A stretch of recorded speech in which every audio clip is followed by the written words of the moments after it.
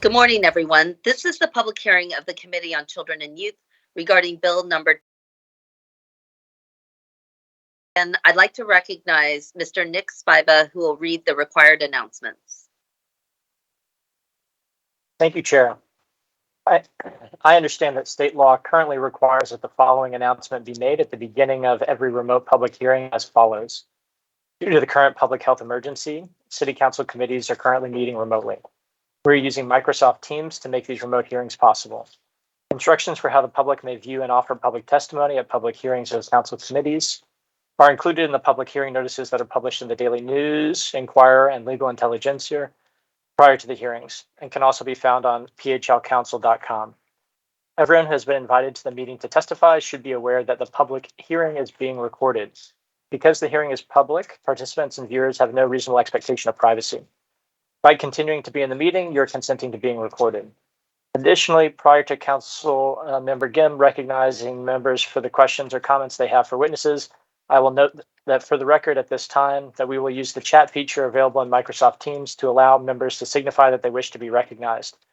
In order to comply with the Sunshine Act, the chat feature must only be used for this purpose. Thank you.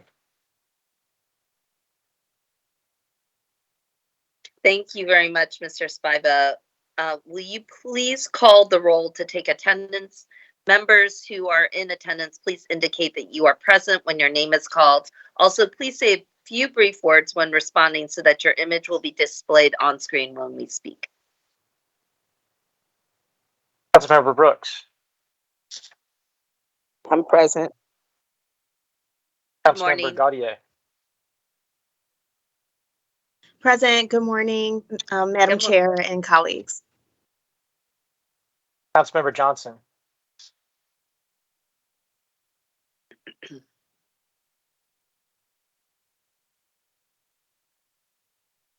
Vice Chair Thomas. Good morning, Madam Chair. Good morning, colleagues. I'm present. Good morning, colleague. And Chair Gim. I am present.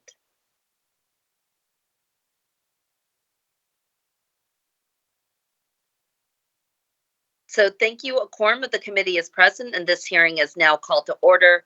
Mr. Spiva, will you please read the title of the bill being considered today?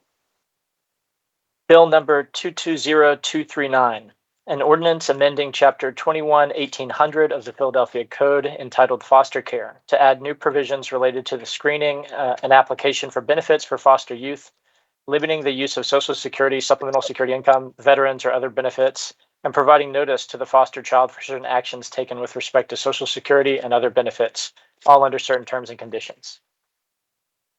Thank you so much. So before we call our first panel, I just wanted to welcome everybody to this important hearing. I want to thank the public for watching, and I want to especially thank my colleagues for their consideration of this important legislation to transform the way we as a city manage foster youth Social Security benefits and funds. Today we're here to right something that has been going wrong for a period of time. Each year, an estimated 10 to 20% of youth in Philadelphia's foster care system are entitled to over $1.3 million in federal benefits, including survivor and Social Security disability benefits. Now, historically, the city of Philadelphia has collected these benefits without notifying the youth or their families and placed them into the city's general fund to cover the standard cost of care for foster youth. Now, this practice occurs widely all across the country. It is encouraged by the state of Pennsylvania's own practices, but thanks to our advocates and to a diligent media investigation, this practice is now under question. And there is no more important time than now to correct things that should have been corrected long ago. These federal disability and survivor benefits are specifically designated to these young people and are critical resources for foster children and their families. They come from loved ones who didn't want their children to have to face the challenges of this world, whether it was dealing with housing or education or mental health care alone. Ensuring that these young people receive the benefits that are due to them is essential for their long-term well-being. This bill, the Stronger Futures for Foster Youth Act, does three primary things. First, it ensures that notice is provided to the child or their attorney or guardian of any decision related to the child's benefits. This includes notifying the child of their eligibility for these benefits or that an application for eligibility was sent on their behalf. Two, it ensures that children are screened to determine if they are eligible for federal benefits, and it will ensure that eligible children can receive these important financial resources. And three, lastly, we are working towards seeing that these Social Security benefits are actually set aside into individual accounts so that these benefits can be preserved for foster youth on their transition out of foster care, or can be drawn down during care as long as the money is not used for standard costs of care.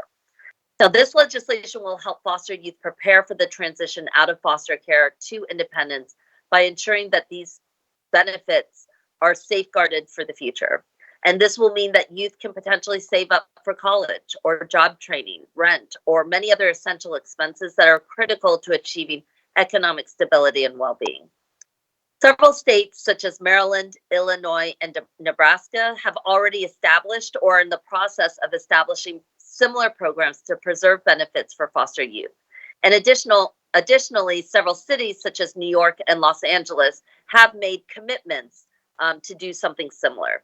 Just last week, council members in Washington, D.C., for example, introduced similar legislation to preserve benefit funds for foster youth in individual accounts. But Philadelphia is here today to lead the charge for what is just and right.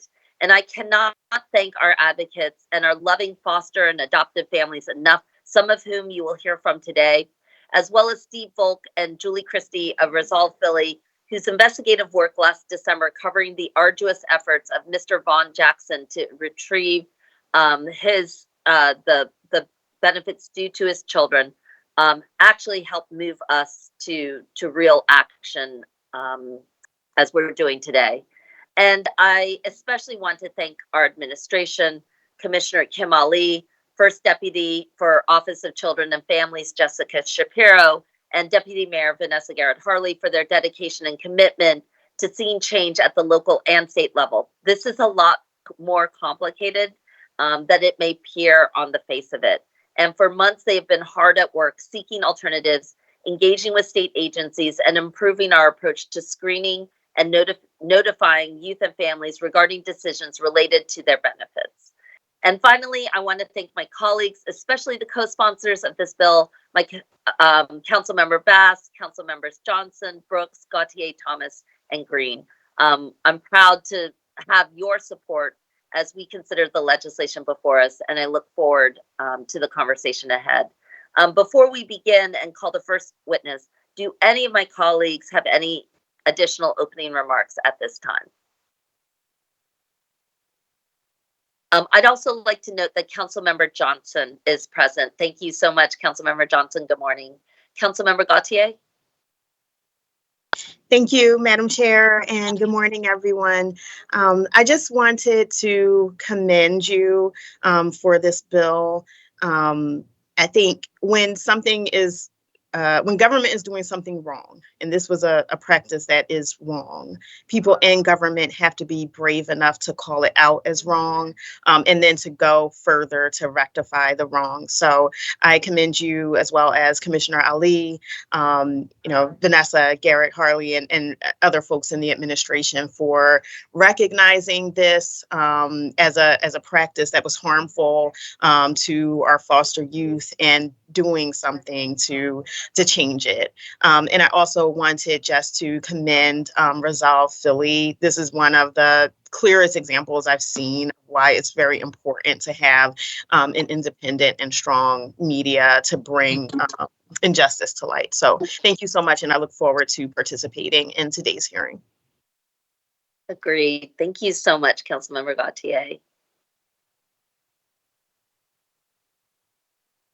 Great. Mr. Spiva, will you please call the first panel we have to testify on bill number 220239?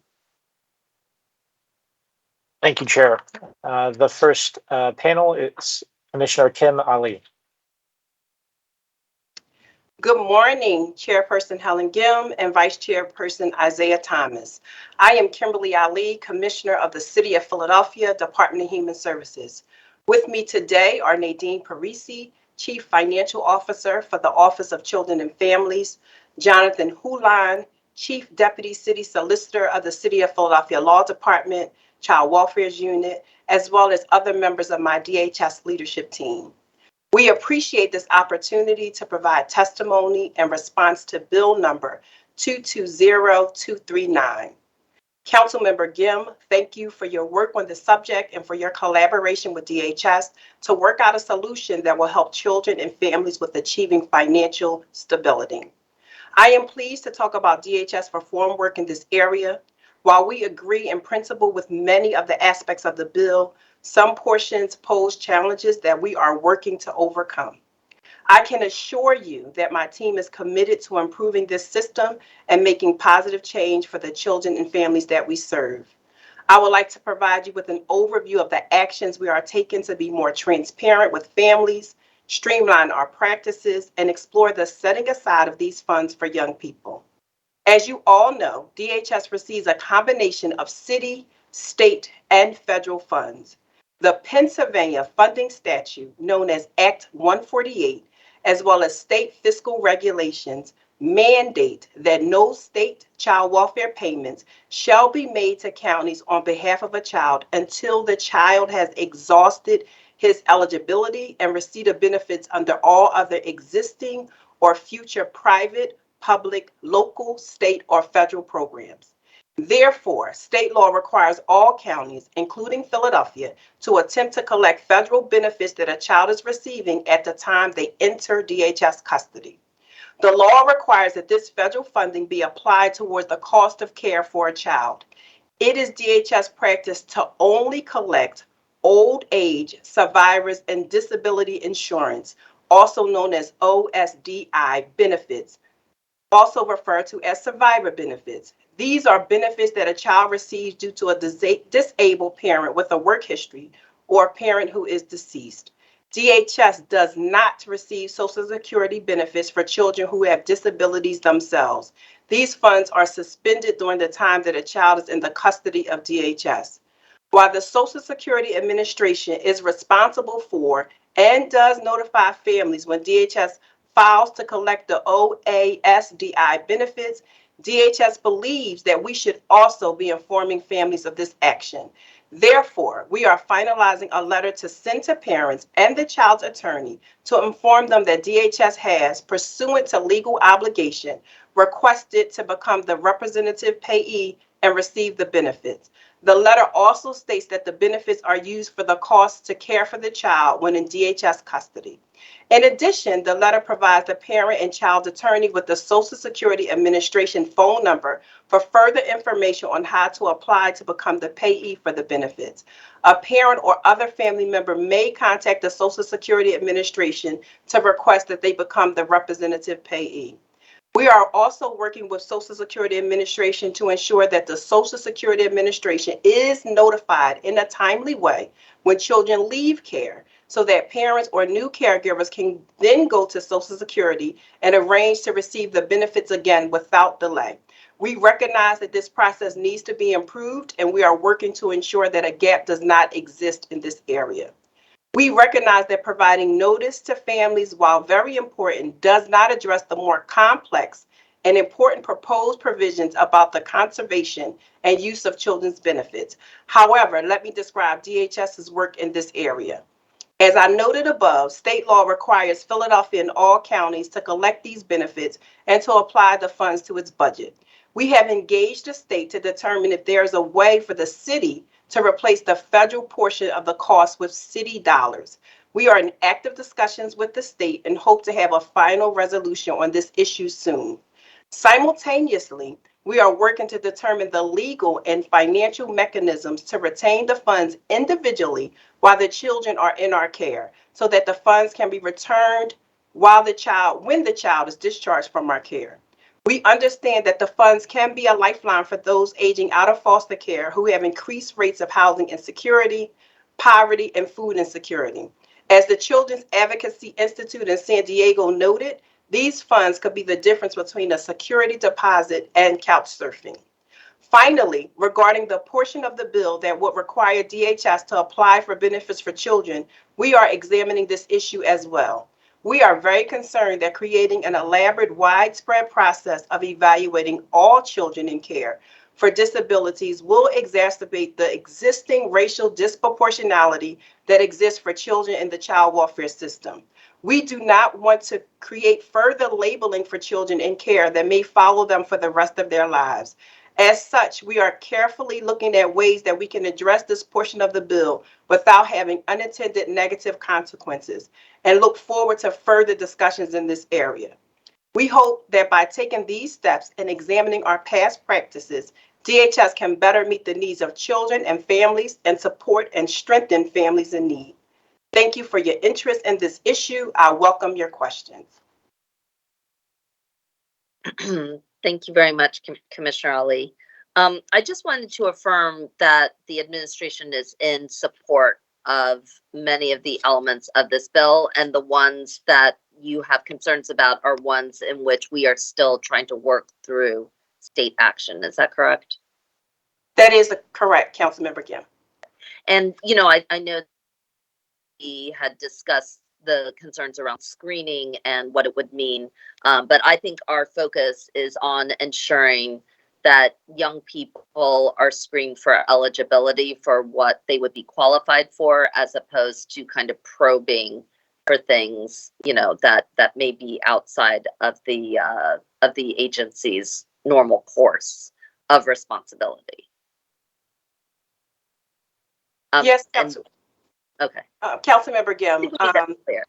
Yeah, and we've had discussions in reference to that. And so I think that we definitely need further discussions, and we're looking internally because we do want to make sure that we distinguish between the trauma that young people suffer as a result of being separated from their families, as a result of the exposure they are exposed to, the trauma that they're exposed to, versus persistent disability. We do not want young people, and I know you agree, to be improperly diagnosed. Yeah, and I don't think that the Office of Children and Families is necessarily equipped to do that. I think it's for existing eligibility and not for things that would be beyond the agency's scope of work. Would you agree that that would be a good place for us to agree upon? Oh, yes, Councilmember Gill. Yeah.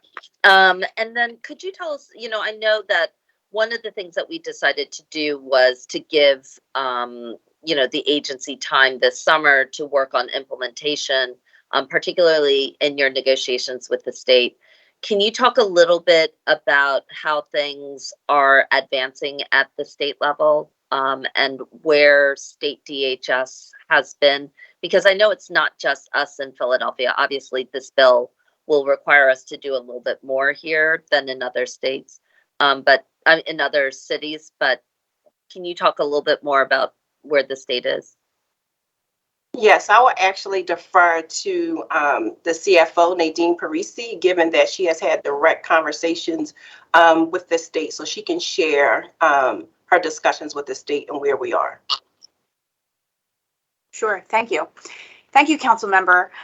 Yes, the state OCYF, the Office of Children, Youth, and Families, has been incredibly supportive, going through legislation, figuring out the best way for us to continue to invoice and be in compliance.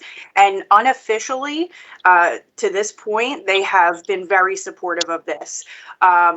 With the understanding that we would have to supplant these funds with county funds in order to move forward and be in compliance with invoicing. Understood. Thank you. Thank you. Are there any questions or comments from members of the committee for this panel for Commissioner Ali?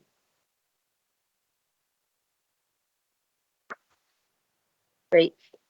Thank you so much, Commissioner, and thank you for your continued work. We look forward to working with you and your team through the summer. Thank you. Thank you.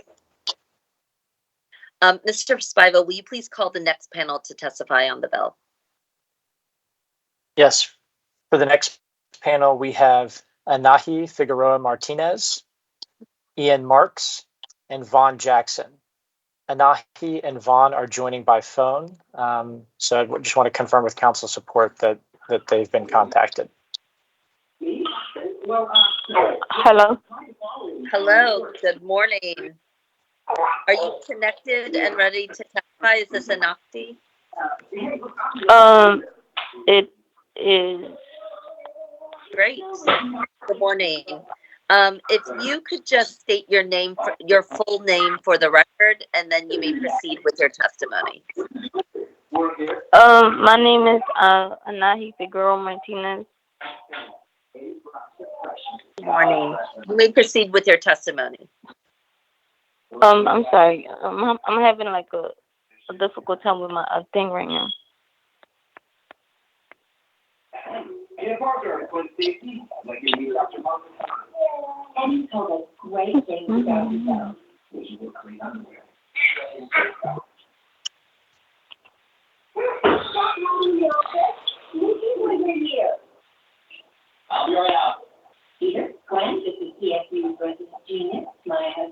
Anakti, would it help if you went on mute and then could, are I you could ready? start now.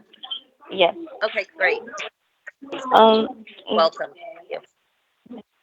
Good morning. My name is Anahi Figueroa Martinez. I'm an alumni fellow with the Juvenile Law Center.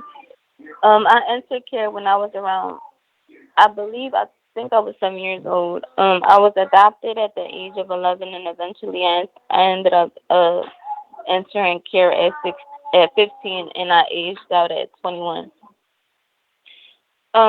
My experience in foster care felt really disorganized, and often I felt like I had to fight to get a lot of things for myself. My experience aging out of care was very challenging. I worked with my caseworkers to come up with the best plan for me, but now that I have aged out, I think back on the process. I believe there must be more than one backup. Aged out during COVID, and that was an even more difficult process because a lot of things were no longer the norm, especially finding stable housing. As a result, I didn't have stable housing when I aged out. Things were worse for me since I aged out in COVID, and there were a lot of restrictions and resources no longer available. The Department of Human Service was not ready or prepared for COVID and did not have a plan for us youth when it first hit. A lot of places were closed, and the agency just couldn't do as much. I know many youth also face similar issues like me, and even before COVID ever hit. I have friends and many of my peers in the Juvenile Law Center's Youth Advocacy Program who aged out before COVID, experiencing homelessness and house hopping for a while, and lost access to a lot of resources when they aged out. This should not be the case. It is already so hard for us, and when we don't have a good plan or savings, it impacts our life when we are left to go off on our own. If people had access to funds like SSI during this time and a better exit plan, maybe this could have changed their life.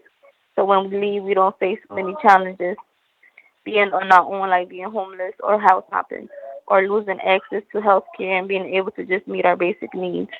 Being in care impacted my education and my peers, and maybe having these benefits or knowing that youth can receive these benefits if you need them couldn't help us with things like our educational needs and help us to feel more secure. If I was eligible for benefits and had a savings account set aside for me until I aged out, it would have helped me and so many other youth. We don't really have much money put aside and saved to help us unless we're working and doing it on our own. I think you should have their own personal account where their money is being sent every month to ensure they have savings to take care of themselves before they age out and when they finally do. DHS should never take a youth's money without their permission, knowledge, or without using it to help them, especially because they know youth already need so much help. Every benefit that youth are eligible for should come directly to them or be used to support them directly. Thank you. Thank you so much, Anahi, for your powerful testimony. Thank you. Thank you. Mr. Spiva, can you call the next witness for the panel? Next, we have Ian Marks. Good morning, Mr. Marks. Good morning. Are you connected? And if you are, you may just state your name for the record, and then you may proceed with your testimony. Okay, I think I'm connected. So, my name is Ian Marks, and I am currently a law student at Emory Law in Atlanta, Georgia. I am a former foster youth giving my perspective on this issue in support of this bill. When I was 11 years old, I had lost my mother, and my father was arrested for second-degree murder. With no relatives able to care for me at the time, I was placed in foster care and stayed in the system until I turned 18 and aged out. Now, as you can imagine, I was deeply traumatized by the circumstances that placed me into foster care. I had learned that I was eligible for disability benefits due to PTSD, mental illnesses that were stipulated by a therapist, and other things, which could get me the assistance to give me the treatment I desperately needed at that time. I also learned that because of my mother's service in Guantanamo Bay during her time in the Navy, I was eligible for more benefits, such as veterans or survivors benefits. I felt like I had hope that there were funds I could use to help me heal from my trauma and to put aside to help me once I aged out of care. But that hope was eventually crushed. My guardian went with a lawyer and a specially appointed associate from the Navy to apply for my Social Security benefits. But there, we were effectively told there was no point in applying because state agencies would take my benefits and effectively use them as a funding stream. This meant that the money I'd get because of my mother's death, her service in the military, and the money I basically needed to get me assistance would instead just be taken by the states. The fear of having my benefits taken is not uncommon, as most foster youth currently receiving SSI and OASDI benefits are having their money be taken by state agencies, and most of them really don't know it. The Government Accountability Office reported in June of 2021 that of foster children receiving these benefits, the state was a representative payee for nearly 82% of these children. This is despite law indicating that states are supposed to be the last preferred payee possible. And most foster youth just aren't aware of this because states aren't even notifying the child in the first place. But I think the more problematic part is that foster children like me will never see a dime of this money, even if we did get it.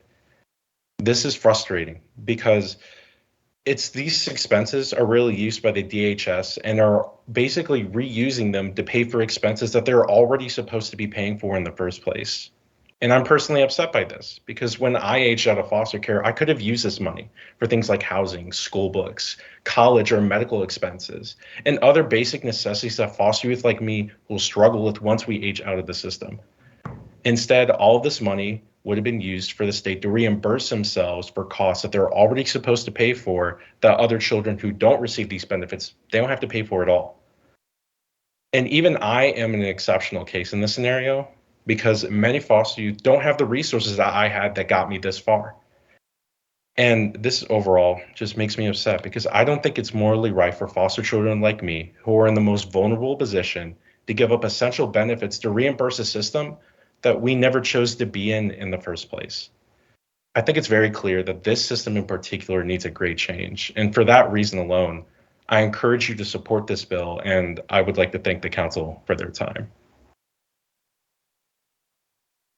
Thank you so much, Mr. Marks, for your incredibly powerful testimony. And we would love to reverse the past, but we are definitely going to fix it. So thank you. Thank you. Mr. Spiva, can you call the next witness? Next, we have Vaughn Jackson. Good morning, Mr. Jackson. Thank you so much for joining us today.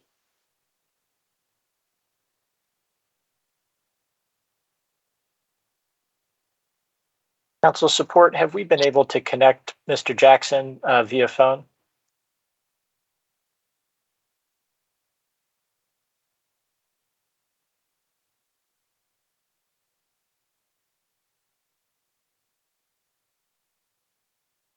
Chair Gim, it may make sense at this point to move to the third panel until we get him connected.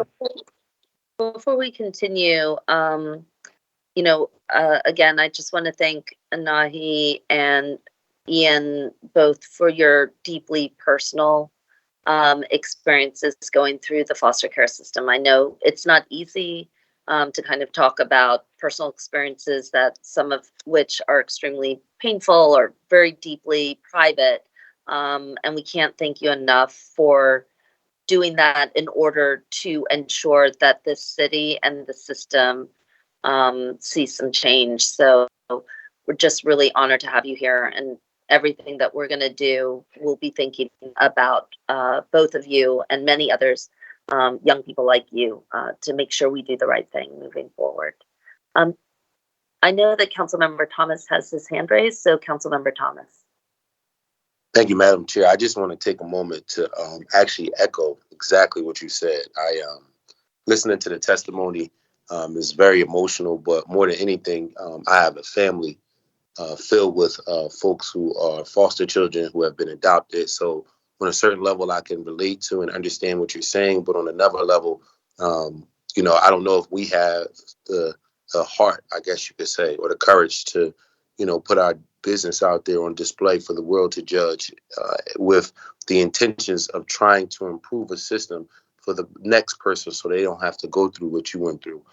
So I appreciate this panel specifically because what they have communicated today and what we are trying to do is historic in nature. And it's important for the young people who often are put in situations that they didn't ask for, they didn't choose to be in, but more or less is the hand that they've been getting, that they've been dealt based on the decisions of adults. So thank you, Madam Chair.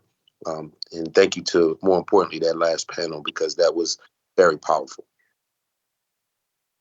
Agreed. Thank you so much, Vice Chair Thomas. Any other comments?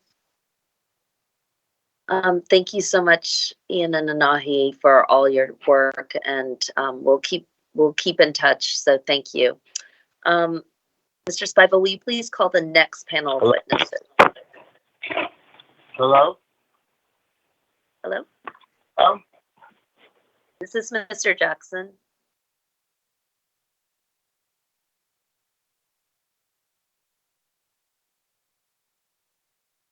I'm going to try to reconnect. It looked like his connection Okay, we'll give it. disconnected. Give me 1 second. No problem. Thank you, everybody, for your patience.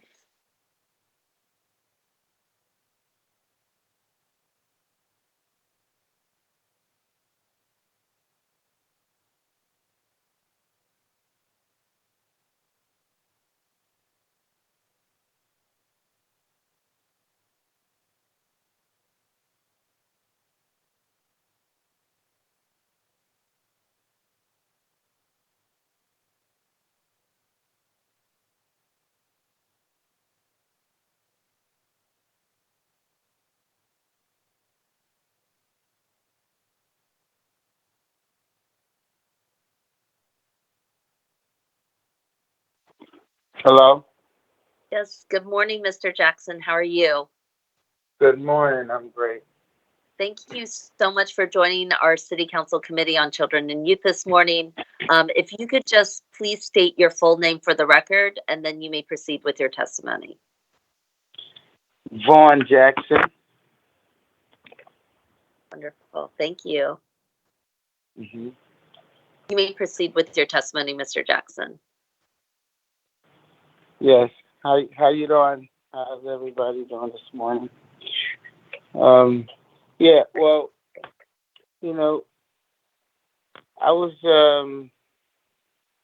concerned about the benefits. When I first found out, I wasn't aware that my kids was even eligible or, in any kind of way of the survivor's benefits. And the only way that I found out is that, they cut off my EBT card and said that they're not eligible for SNAPs anymore. And so actually I had took Xavier had a doctor appointment. I took him to the doctor, and I had a problem with his card, and so the doctors was concerned about that. So that's how it all started. And she had got me in contact with a legal team, and they said that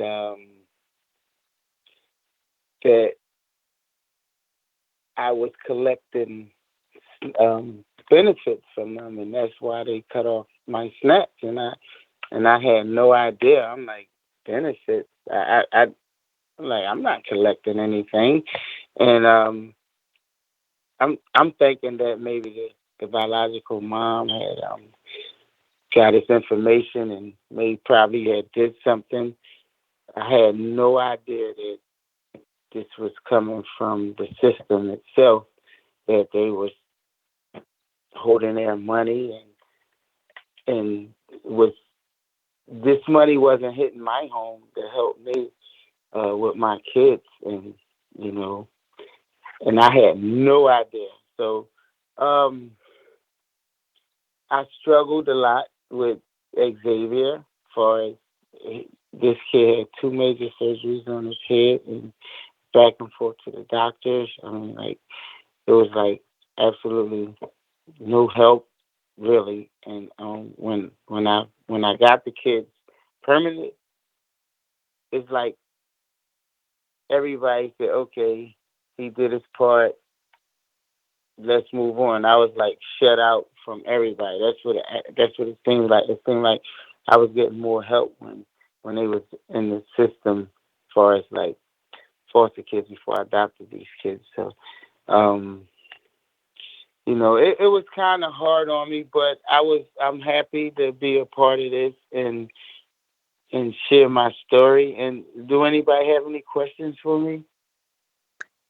No, Mr. Jackson, for people who are watching, your story was featured in a significant investigation into the use of foster care survivors benefits. You have 2 sons, is that correct? Yes. Okay. Mm-hmm. And and how old are they? I think they are Saviante and Xavier. Well, Xavier is 14. Xaviante just turned 18. He had a birthday the other day, 15th of June. Mm-hmm. Yep, wonderful. And you Yep. were a foster father, and then you ended up adopting your children. Is that correct? Yes. Yep. Okay. And then you had been taking care of the 2 boys for a number of months. Do you know how long it was? I mean, technically, when you adopted them, you should have been immediately entitled to the benefits. Do you know how Right. long you were caring for them before you finally received the benefits that were due to you? 5 years. I was caring for these boys for 5 years before I had any clue. And so when I did find out, they did send me money for, I believe it was for, since I did my adoption with them. But prior to that, I don't know how it works, but I mean, they was in my care the whole time. And that's what I was trying to tell Miss Claire, is that, like, how is that? I mean, it's not my money. It's not for me. So what happens to their money? You know, when I was taking care of them the other 3 years, like, why is they just paying them when I adopted them? Like, they giving me money. It's not for me. It's for the boys. Just like Xaviante, he's finished school. He's going to the MIAT, College of Technician in Michigan, and I signed up for FAFSA. They helped out, but still, I have to come out my pocket with the rest of the money for him to go to school, and I need all the help I can get. So I'm trying to do the right thing. I'm doing my part, and I feel as though that the system is mistreating these kids, because if I had that money, I will be able to pay for his schooling and, get his education as far as I can, and far as Xavier, I mean, he has a lot of needs. Xavier has a lot of needs. So, that's a whole different with Xavier. And I think your story underscores the importance of the screening and the notification more than anything else, because I think if we had both screened and notified, you would have been immediately made aware, and the city would not have held on to survivors' benefits long after, we're even legally entitled to. So we, I think because of this story, certainly returned the money, but you highlight the importance of this work in terms of screening, notification, and include as well as the set aside funds. Mm-hmm. So, thank you so much, Mr. Jackson, for speaking about it, for being very clear about what was needed, and talking about how much love you have for both your children. Thank you for adopting them, and loving them. So, thank you so much. My pleasure. It was great. I'm proud of myself. It's amazing that what I did with these kids, and they love me. So thank you. I appreciate it. Thank you so much. And again, we're looking to make change for not just our city but across the state. And I think that there can be a move to see this change. We hope nationally, because it's all of our children, and we just want to thank you so much. Are there any last questions for this panel or members of the committee? Well, I have a lot to say, but I was hoping that y'all had questions for me or something, but I don't want to take up too much of y'all time. But I think it's a great deal for somebody to step up now and open up this can of worms, because it's just not right. It's just not right. It's just so many kids that's not aware of what's going on, and these orphans, they deserve everything in the world. I mean, some of them, yes, they are challenging, but they just kids, and they just need structure. So this program, this is great. I hope everything work out, and I just pray that it works out for the best for these kids. Yes. Thank you so much for all your advocacy, Mr. Jackson, and especially for showing what a wonderful father, loving father you've been to both your boys, and also just to continue to exhort for change. Councilmember Gautier? I don't have a question. I just wanted to thank Mr. Jackson for being willing to share his story both with the media and with this committee today. I also read that article and was just horrified. And so thank you so much for just laying this all out for us. And I definitely don't think we should be making it harder for people like you who are stepping up to take in foster children, to take care of those children. And we shouldn't be making it harder for those children to have stable futures. So again, thanks for your advocacy, because it's a large part of the reason why we're here today. Absolutely. Thank you so much. It's my pleasure. Anything I could do. Thank you so much to this panel. Your words have really touched us today, and they are why we are here. So thank you. Mr. Spivo. Thank you, Mr. Jackson. Mr. Spivo, will you please call the next panel to testify on this bill? Yes, we have Professor Dan Hatcher, Bridget Biddle, and Lori Dow. Good morning, everybody. Thank you so much for joining us. Our time is a little bit tight, so if we can keep your remarks relatively tight. We have all of your testimony in front of us. So thank you so much for joining us. And if you could just state your name for the record, and proceed with your testimony in the order in which you were called. Thank you, Madam Chair, members of the committee. My name is Daniel Hatcher. I'm a law professor at the University of Baltimore. My background is in my written testimony. The best real experts have already testified in the last panel, so I can keep this very brief. I do want to say I've worked with a lot of legislative staff at the federal, state, and local level over the years, and this has been some of the most impressive staff that I've worked with, so I thank them as well. This bill will help children currently to ensure the fiduciary obligation of discretion to make sure that funds are available for specialized needs not already met by the agency, and also conserve funds for the future transition and struggle for independence after leaving foster care. In my written testimony, I go into detail about why this bill is not just consistent with federal law, but it helps bring the actions of the Child Welfare Agency into line with federally required fiduciary obligations as the guardian of vulnerable children and as representative payee. In fact, Pennsylvania's Supreme Court recognized that the worst example of a breach of fiduciary duty is a fiduciary taking assets from child beneficiaries for themselves. That's the Pennsylvania Supreme Court. Briefly mentioning screening, I will add that our child welfare agencies across the country should already be screening for healthcare needs and needs for based on disabling conditions under both the EPSDT under Medicaid and the IDEA under educational needs for special educational needs. Again, the entire reason that our child welfare agencies exist is to serve the best interests of children in their care. Again, more detail is in my written testimony, so I submit based upon that testimony. I fully support this important bill, and I urge a positive vote from this committee. Thank you so much for the honor of testifying.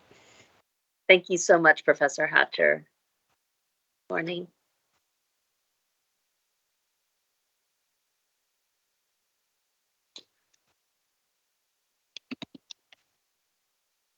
Ms. Biddle? Can the next, I don't think we can hear you.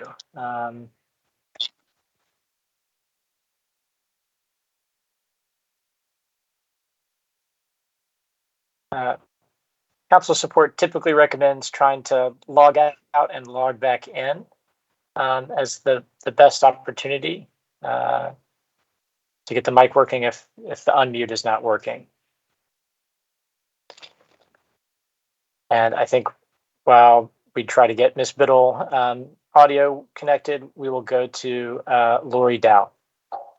Good morning, everyone. As was stated, I'm Lori Dow, the Vulnerable Youth Policy Director for Children First, an agency in Philadelphia advocating for children in the Philadelphia surrounding region. As has been stated, the Social Security benefits that are being taken on behalf of children in foster care amounts to about $5 million in a 5-year period that was collected by the Department of Human Services. That's a huge number when to youth like Anahi and Ian who have spoken. It's actually over a 5-year period, a very small amount for DHS. The impact that it would have on children's lives to have those funds available to them is priceless. And as we see in terms of the impact that children and youth have in this bill, the first interaction for many children that they have with a legal system is when they enter foster care, and they learn about the rights and how the law can protect them or it can hurt them. And having this money removed and taken on behalf of DHS without their notification to their families or to attorneys is a grave deprivation of rights. So this bill would undo that, protect these children, give them knowledge. Certainly where we saw with the parent who spoke today, Anahi, Ian, where at times they didn't even know the money was available to them. This will give them that option and the ability to act. Again, youth who age out, they're faced with homelessness. They often don't have a high school degree. They're disconnected for family supports. having funds set aside for them for their futures would give them a great step up and help create a buffer in the financial pitfalls that happen as youth age out. So as a result, for these reasons, Children First is asking City Council to support this bill and to vote for it. And we thank all who have co-signed and presented on this bill. Thank you very much. Thank you, Ms. Dow. Ms. Biddle, are you connected? Can you hear me now? Great. Good morning. My name is Bridget Biddle, and I'm a social worker with Community Legal Services Youth Justice Project. CLS enthusiastically supports Bill number 220239, the Stronger Futures for Foster Youth Act, as a crucial step in supporting youth in the child welfare system. Taking life-sustaining benefits from youth in foster care is a policy that's penny-wise and pound-foolish. Governments like Philadelphia's don't recoup very much money, while that same small amount of money in the hands of individual youth can be transformative. Conserving benefits for youth can mean the difference between homelessness and being able to pay a security deposit or down payment on your first home. This bill shifts the focus to make sure that children and youth have the financial resources they need to thrive and ensures that their benefits are being handled in accordance with Social Security Administration regulations. Community Legal Services Youth Justice Project provides holistic, community-based civil legal services to youth 16 to 24. Through our individual legal representation, the leadership of our Youth Action Board, and advocacy with our partners, we have witnessed the devastating effects of youth exiting the foster care system with insufficient resources to survive and thrive. One way that we support youth in Philadelphia is by helping them access and maintain life-sustaining Social Security benefits. Based on our experience connecting youth to these vital benefits, we would like to highlight 3 points. First, Social Security benefits are an essential resource for youth in preparing to exit foster care. We know that many youth leaving foster care face high rates of homelessness, joblessness, and poverty. Nearly half of all children in foster care have chronic medical problems, and up to 80% have serious emotional problems, which means many will need the supportive disability benefits at some point. Social Security benefits can open doors previously shut to young people. They can break down barriers to housing and education access, provide needed medical treatment and accommodations for youth with disabilities, and save money to achieve future goals. Second, this bill would improve outcomes for youth by spending Social Security benefits on what individual youth need instead of uniformly paying for the routine costs of foster care. Anyone who serves as a representative payee, including an organizational payee, must decide how to use resources in the beneficiary's best interest, which requires looking at each individual's circumstances and goals. For our clients, the shift to use their benefits for their own needs rather than to cover their own foster care bills would have opened doors to stable housing, further education and vocational training, and the freedom to choose where to live and who to live with. Finally, this bill recognizes that youth need support if they are going to successfully access and maintain Social Security benefits.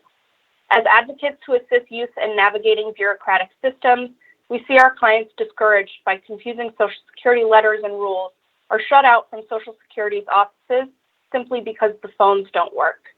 We know firsthand that having an advocate can make the difference between an approval or denial of benefits. We appreciate the bill's mandate for hands-on support for youth in and exiting care who otherwise would navigate this complex system alone. Rather than foot the bill for their own foster care, youth should have the opportunity to use their benefits for the needs they identify, because they are the experts in what those needs are.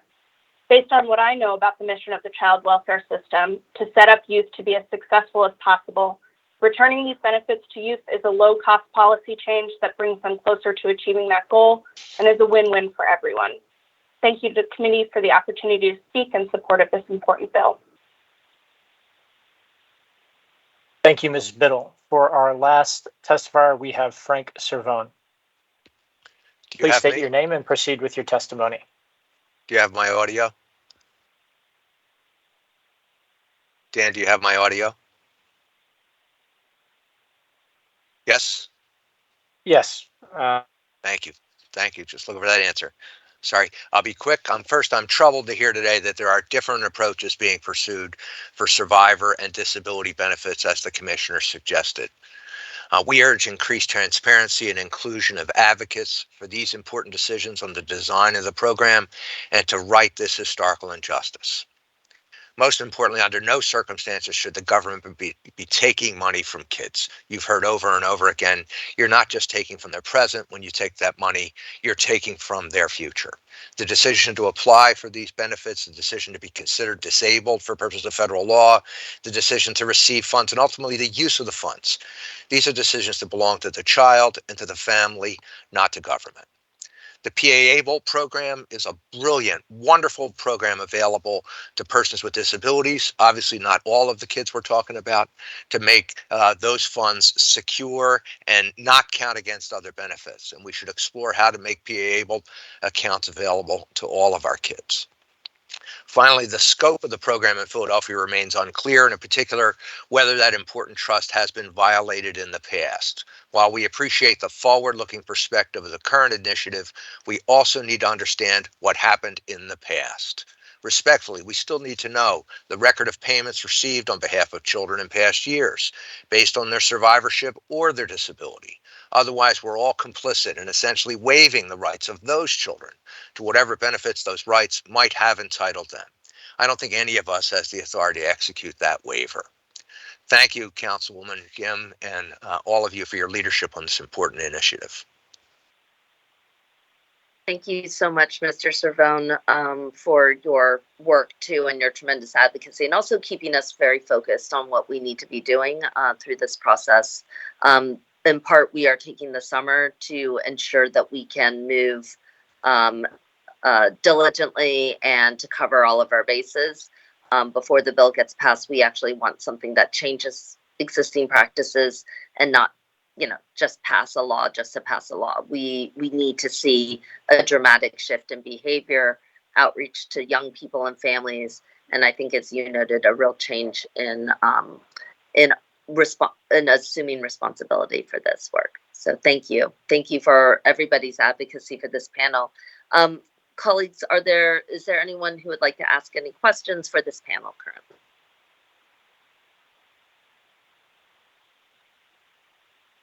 Thank you so much to this panel. Thank you for all of your advocacy and work, and for helping guide us through this process. We wouldn't be able to be here at this stage without all of your passion and insight and advice. Thank you, everybody. Is there anyone else here to testify on the bill whose name has not yet been called? There being no further questions from members of the committee and no other witnesses to testify, I want to thank all of the individuals and all of our panels and witnesses for your participation today. Your testimony moves us to action, and we deeply value all of your work. I now invite all panels and witnesses to please disconnect before we go into our public meeting. We will now pause proceedings briefly as multiple participants leave the hearing.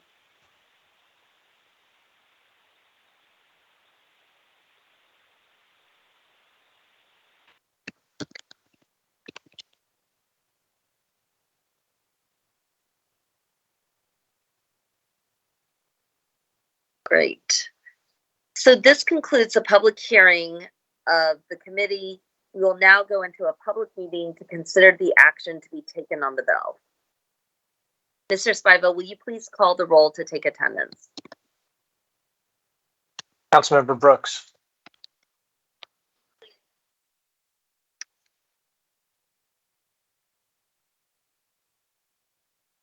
I'm present. Thank you.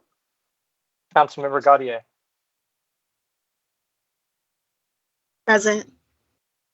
Councilmember Johnson. Present. Vice Chair Thomas. Present. Chairperson Gim. Present. Thank you. We will now go into our public meeting.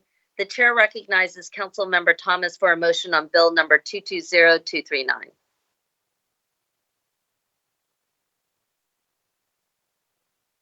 Thank you, Madam Chair. Give me 1 second. Let this background noise.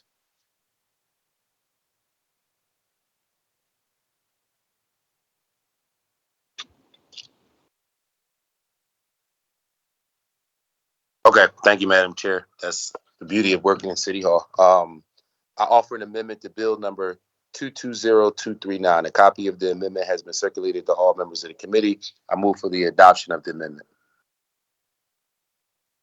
Could we get a Second. second? Thank you. The chair notes for the record that Councilmember Brooks seconds the motion.